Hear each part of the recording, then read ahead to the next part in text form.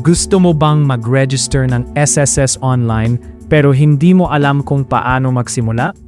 Sa video na ito, ituturo ko step by step kung paano gumawa ng SSS Online Account gamit lang ang cellphone o laptop. Unang step, pumunta sa official SSS website gamit ang inyong browser.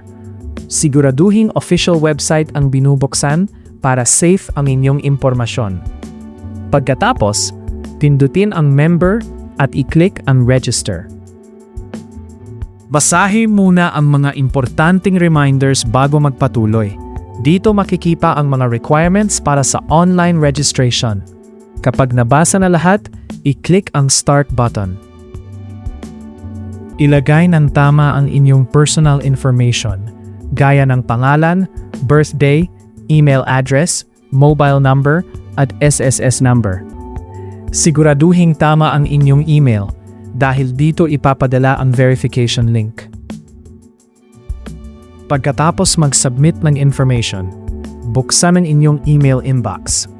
Hanapin ang verification email mula sa SSS at i-click ang verification link. Gumawa ng strong password na madaling tandaan pero secure. Mas mabuti kung may combination ng uppercase letters, lowercase letters, numbers, at symbols. Kapag successful na ang registration, maaari na kayong mag-login gamit ang inyong user ID at password. Makikita ninyo dito ang inyong SSS online dashboard. Pagkatapos makapasok sa inyong account, pwede na ninyong i-check ang inyong contribution, employment history, loans, at iba pang SSS services.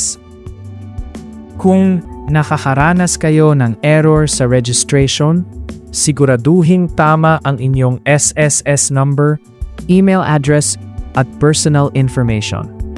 Pwede ring subukan mag-clear cache o gumamit ng ibang browser. Importanteng tandaan na huwag ibigay sa iba ang inyong password at siguraduhin official SSS website lamang ang inyong ginagamit.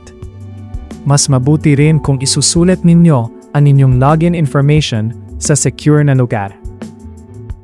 Thanks so much for watching, everyone.